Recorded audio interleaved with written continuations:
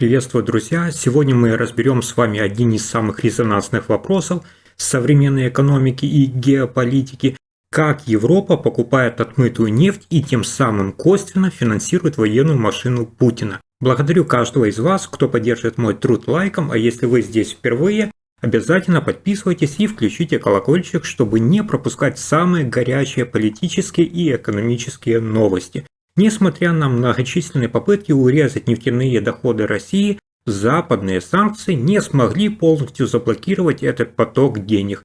Европа по-прежнему непрямым, скажем так, образом наполняет российскую казну, а значит и финансирует войну против Украины. Главный механизм обхода санкций – это поставки российской нефти в Индию, где она перерабатывается на нефтеперерабатывающих заводах, а затем продается в Европу как индийская продукция. Понятно?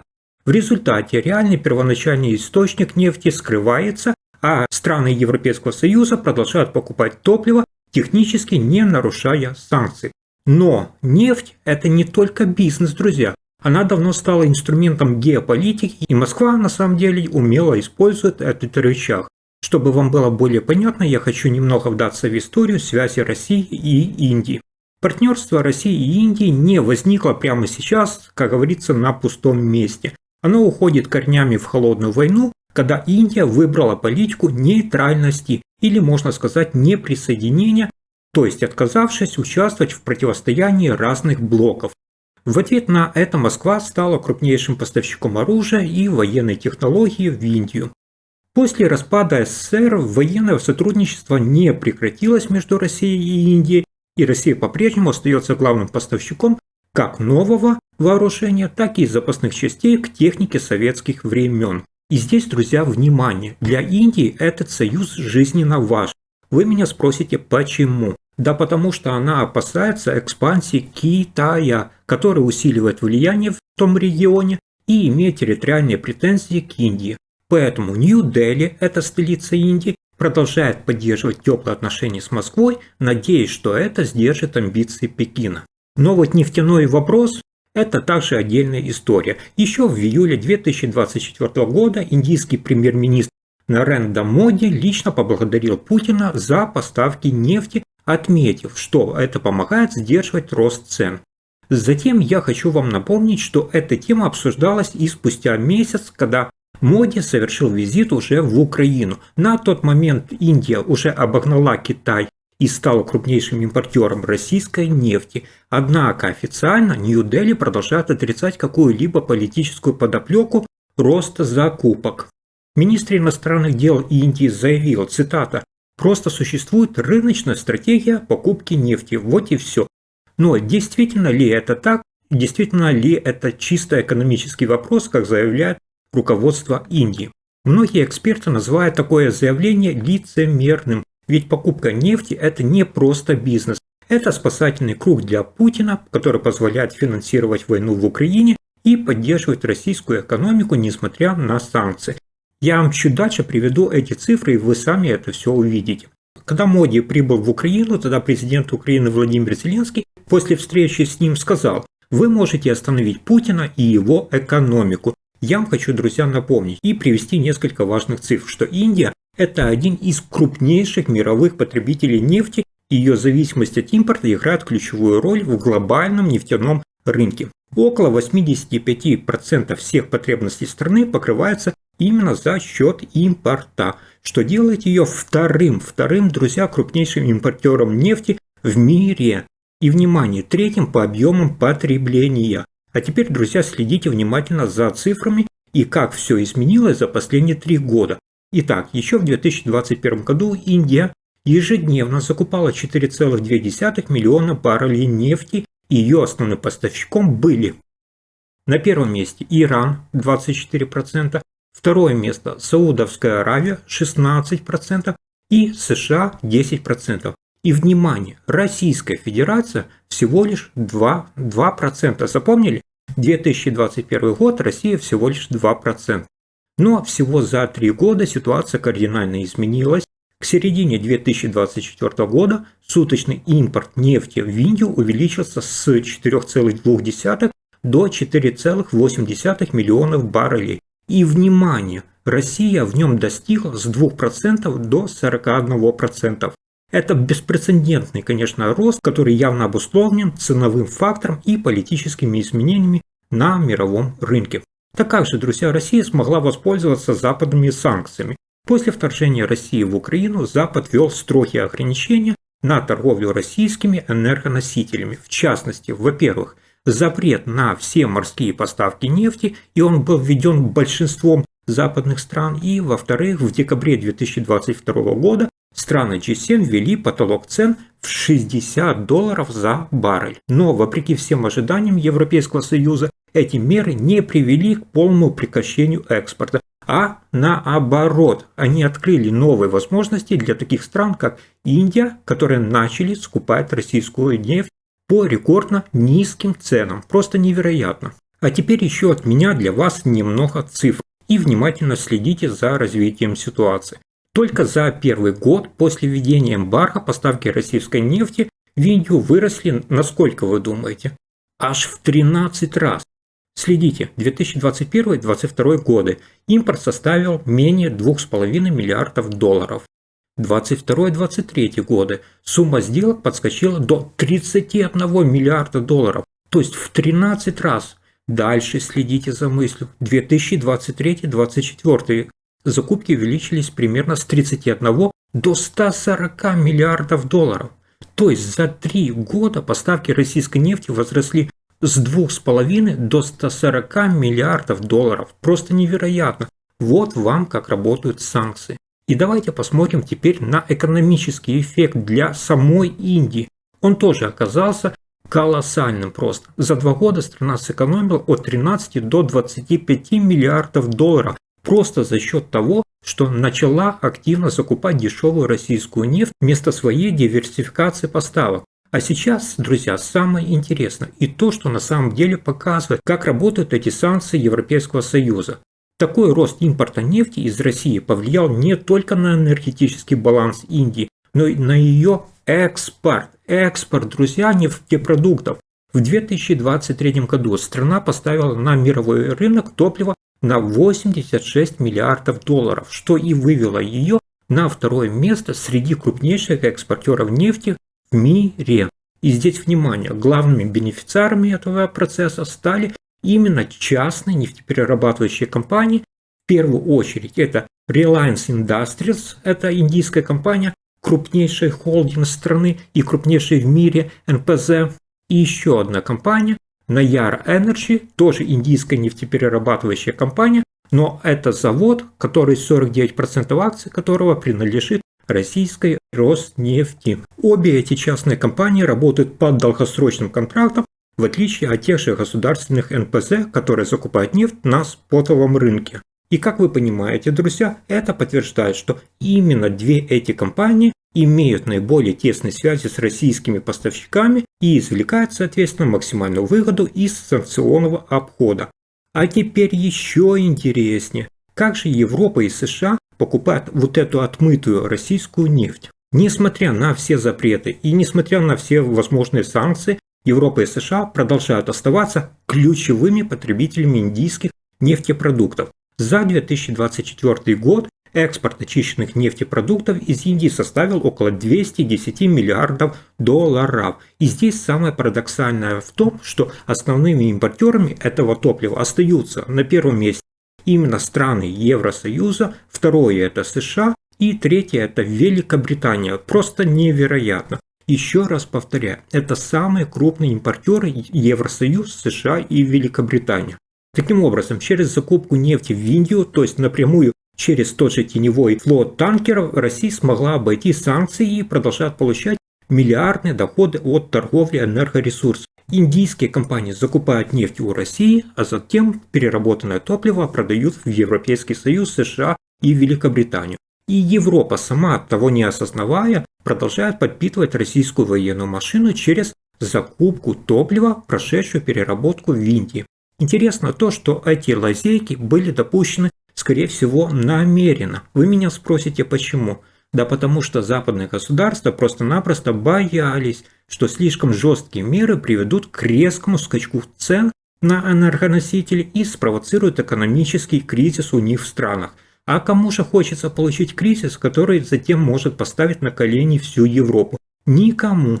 А Индия это все просекла и сразу воспользовалась данной ситуацией. Как я уже сказал, она существенно нарастила объемы закупки российской нефти. Еще здесь более тревожно это тот факт, что 72% всей импортируемой нефти в 2024 году было на так называемые теневые танкеры, то есть это те суда с сомнительной регистрацией или с недостаточной страховкой и скрытыми маршрутами передвижения.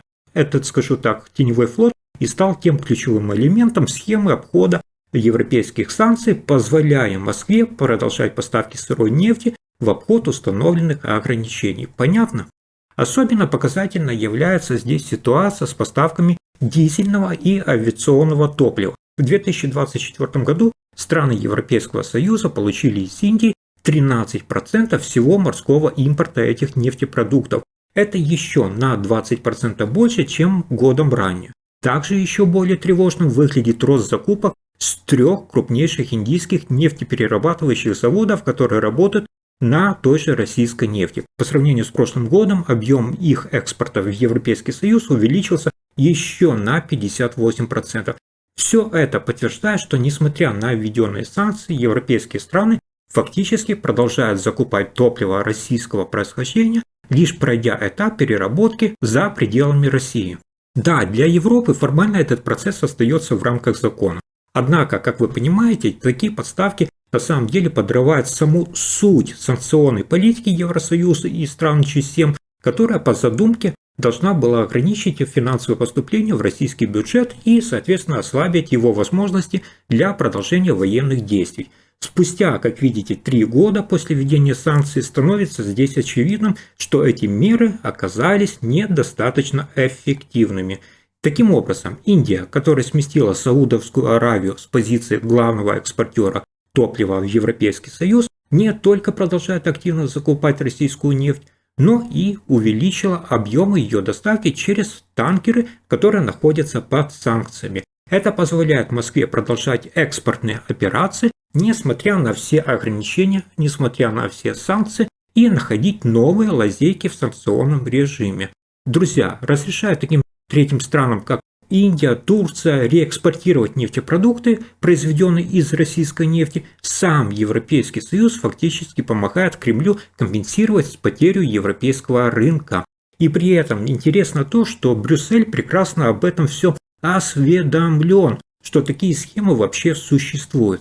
Для самой России эти огромные дополнительные денежные поступления стали, конечно же, важной поддержкой для бюджета, особенно в текущих условиях высокой инфляции, той же нестабильности рубля и значительного роста военных расходов. Также эти доходы, которые получает Россия от теневого экспорта через третьи страны, смогли покрыть значительную часть затрат на войну против Украины, что делает их критически важными для продолжения боевых действий. И здесь мы, друзья, с вами имеем просто парадоксальную ситуацию, в которой Европа пытается ослабить Россию, но в конечном итоге помогает финансировать ее военные операции. Хотя точно определить, какой объем топлива, произведенного из российской нефти, попадает в Европу, сейчас невозможно. Зависимость индийских нефтеперерабатывающих заводов от поставок Москвы, как видим, очевидна. Здесь следует обратить еще внимание, и мы это все видим с вами, что ранее Индия официально отказывалась принимать подсанкционные эти танкеры, однако ситуация кардинально изменилась. Исследования, проведенные американским издательством «Политика», выявили как минимум 9 случаев, когда танкеры из теневого флота оставляли за собой масштабные нефтяные пятна. Эти суда в большинстве своем устаревшие, не только угрожают морской экосистеме, но и позволяют России обходить санкционные ограничения, снижая расходы на транспортировку. Это, в свою очередь, как вы понимаете, дает Москве возможность продавать нефть по цене выше установленного Западом предела. Например, в 2024 году средняя стоимость российской нефти марки «Уралс» составила $70 за баррель, что на $10, как вы видите, превышает тот же установленный G7 потолок в $60. Такой ценовой уровень позволил российской экономике относительно стабильно переживать санкционное давление, несмотря на рост военных расходов. И если взять финансовую статистику, она только подтверждает неэффективность западных санкций. Внимание! С начала 2024 года экспорт нефти и газа принес России 180 миллиардов долларов. Это даже больше, чем военный бюджет Российской Федерации, который установлен, вы знаете, на 2025 год и составляет 145 миллиардов долларов. 180 миллиардов и бюджет 145. Чувствуете разницу? По сути, доходы от продажи энергоносителей не просто перекрывают военные затраты России, но и позволяют ей продолжать финансировать масштабную войну в Украине. Несмотря на эти все данные, Еврокомиссия и крупнейшие индийские нефтеперерабатывающие компании пока не дают официальных комментариев по поводу сложившейся ситуации.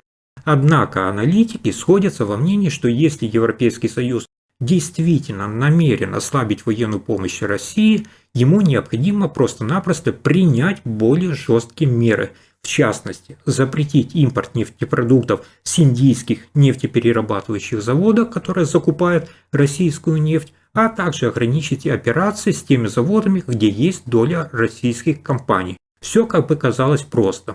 Дипломаты признают, что ситуация с Индией сейчас выходит из-под контроля, но, похоже, не готовы к решительным мерам. Также я вам напомню, что на третью годовщину полномасштабного вторжения России в Украину, то есть 24 февраля 2025 года, Европейский Союз утвердил 16-й пакет экономических и индивидуальных ограничительных мер, то есть санкций. В нем были расширены санкции именно против теневого флота, то есть судов, которые позволяют России обходить потолок цен на российскую нефть и нефтепродукты.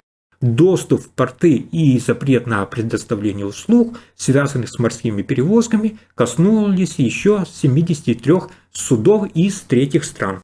Кроме того, под санкции попали 13 региональных российских банков, которые считаются важными для российской финансовой и банковской системы. Здесь речь идет об отключении этих финансовых организаций от международной системы SWIFT, и позже стало известно, что среди этих банков есть такие, как Уралсиб, Акбарс, Точка-банк и Банк Синар. Друзья, еще интересен тот факт, что этот 16-й пакет европейских санкций, который был принят в феврале 2025 года, он был принят в тот момент, когда президент США Дональд Трамп налаживал отношения с Москвой и подвергал жесткой критике президента Украины Владимира Зеленского. Также следом российский список расширила и Великобритания.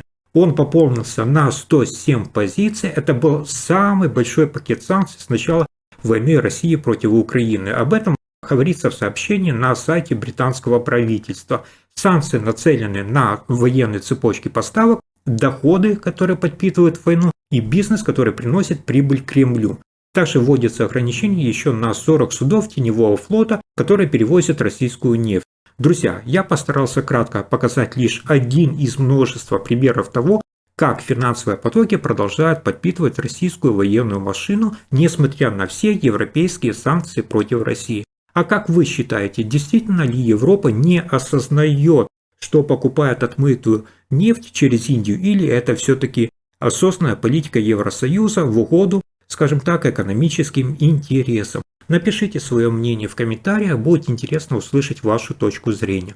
Спасибо вам за просмотр. Если вам понравилось видео, поддержите, пожалуйста, мой труд лайком. Это вдохновит, конечно же, меня на создание больше аналитических видео о политике, о экономике, о последних новостях в мире. Также хочу высказать отдельно спасибо новым зрителям за подписку и чуть не забыл, обращаюсь ко всем. Включите, пожалуйста, уведомления, это необходимо нажать снизу на колокольчик, чтобы не пропустить новые интересные и важные выпуски. До скорой встречи и хороших вам новостей!